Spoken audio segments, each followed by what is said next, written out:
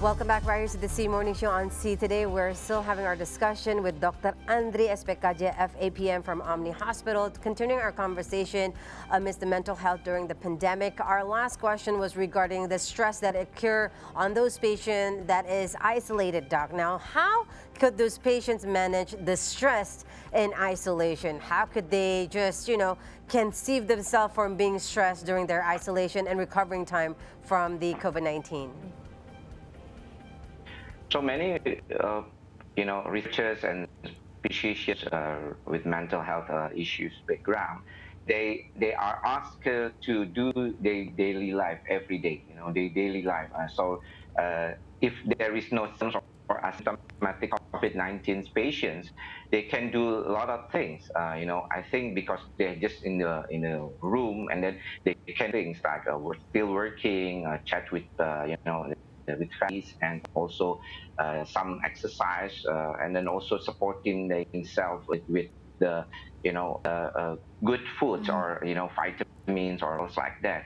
So I think it's the difference is with the mindset.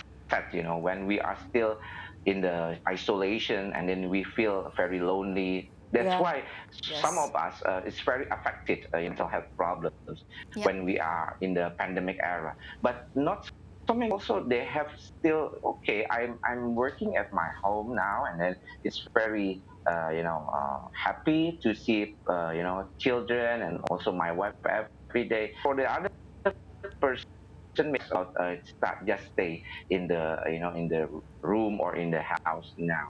And it's very, that's why I still that have stress that we have many backgrounds, so we have to understand ourselves first, and try to do something to to improve our mental during this pandemic era, with reading books, doing some things that make me or make us fun, or doing hobbies like that.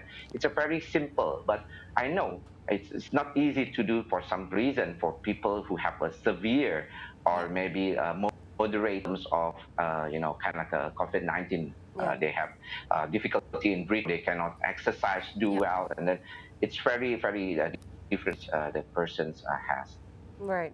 So I have just a question, because this is like, we've spoken about delirium happening to COVID-19 patients, right? But now for those not affected by COVID-19 at this moment in time, all this anxiety, there has been talks about, the rise in psychosomatic disorders findings. And is that relevant? And what is to be just a little bit, just to clarify, what are psychosomatic disorders and how can we avoid this? Because it seems to be a topic of conversation now that we started talking about stress management and anxieties. Yes, psychosomatic, related to the mind and body symptoms of the physical problems. So for the they say that I have maybe like a palpitation, or very heart beating, and then it's just like a stomach ache, or maybe they don't feel comfortable with the stomach, and then I see a doctors, and they see no other underlying diagnosis for me. And it seems to be the psychosomatic, because I have stress recently, and then I feel a little bit tense, and my my body aches. So more than 80% of my patients I see every day has symptoms of psychosomatic. So I'm very concerned about this, because when we see situations like in pandemic, and you feel stressed about that, and they start to come out, the symptoms of psychosomatic problems will come out, maybe just like headaches, or maybe tension, like a tension type headache. And it seems to be very annoying for some reason, because they don't feel any reasonable diagnosis for that. So I think the problem, how to acknowledge the psychosomatic, and we realize that we have to accept that, being mindful of that, and try to kind of like have a note what seems the to, what seems to be the problems or seems the background.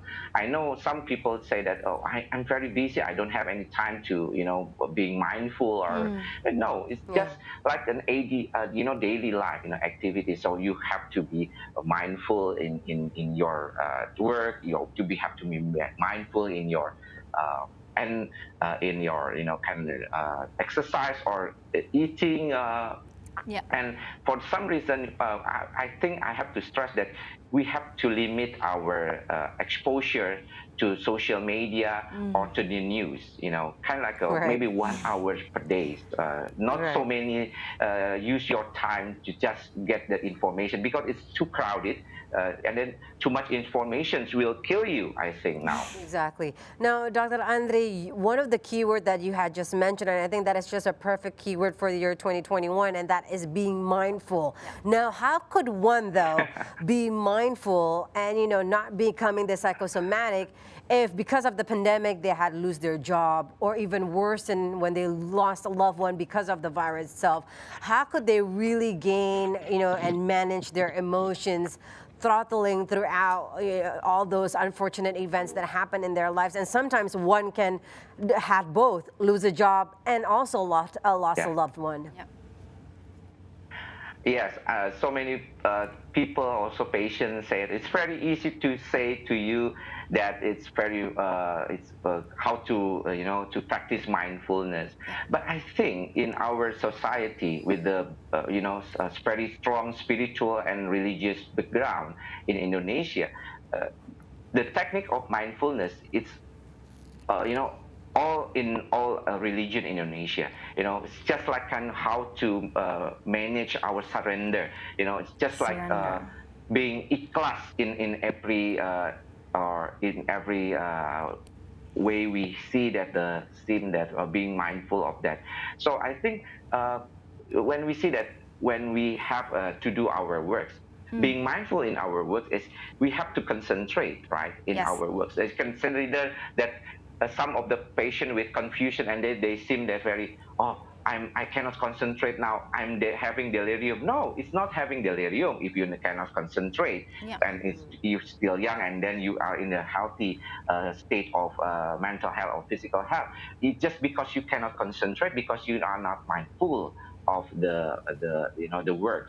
So I think it's very now because now the information of mental health is very spreading in many Yes. ways to do.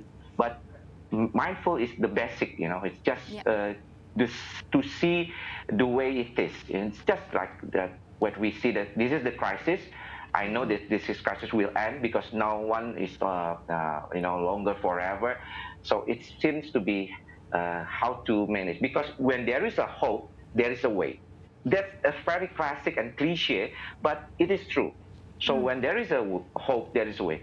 So people now with the COVID-19 or patient with the asymptomatic, or we are now, we still hope, and then I believe that we still have the way to see the hope to become true.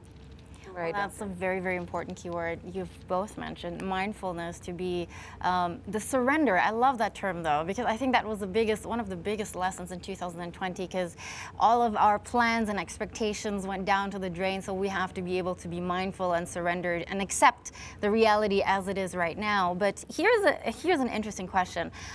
We're living in the urban areas where a lot of people have access to, counseling and mental health support. Yeah. But do you have any tips for those who perhaps do not have access to mental health counseling and support, and how we can, perhaps any tips and tricks on how we ourselves can remind ourselves to be mindful and keep that process ongoing to keep our sanity during these troubled times? Yeah.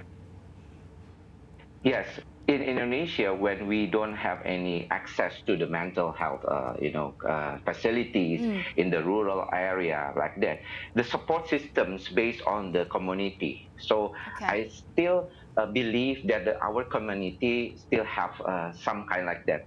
That's why when we see the patients of COVID-19 in the early March or April to 2020, there is still some, judgment, prejudice, like a stigma of being a COVID-19 patient. But now the stigma is reducing, I hope, and we still have to support our community, because the community itself that will strengthen, the mental health of the patients with COVID-19. So we know that there is now a very small circle. Many of our neighbors now kind of like we see the like a news in the morning that uh, the Mr. X having COVID-19 now, and I heard some of the stories that when they cannot go outside because they are isolated now in the room or in the house, many of the neighbors give them food and then just put it in the front of the door and then tell the patient, sir, there is a food there, and then you can have your breakfast now. I know that you cannot go outside because you have COVID-19. So that's kind of support system that we have now in our community, and we have to strengthen that. So Right. Agreed. first our community, and back to our kind of like a spiritual background or religious background that can support us to be mindful and surrender and to see the way what it is now. All right. Thank you very much, Dr. Andre Espekaje, FAPM from OMNI Hospital. Thank you very much for your time, for your insights, of course. You're and welcome. Thank you it was very a very much. fruitful discussion. And hopefully everyone that sees this really can engage our positive mind to be very mindfulness, especially coming towards a new year in the year 2021. Thank you very much for your time, Dr. Andre. Thank you very much. Thank you. I mean, those are the keywords that I got from Dr. Andre, mindful, and then from you is surrender, Surrender. acceptance, and be reflective. Sometimes we denied what is going on, within our family, our community, and within ourselves. So don't deny everything. Just accept what it is. Surrender, to the one that have created all of this. And of course, be mindful. Be kind. Yes, we Kind, do. Yes, because we do. if we know that not everybody has access to mental support and Right. counseling, the least we can do is really be kind and be free of judgment to those. Correct. So, of course, we have still many more stories and features coming up right here on the C Morning Show. Don't go anywhere. We'll be right back.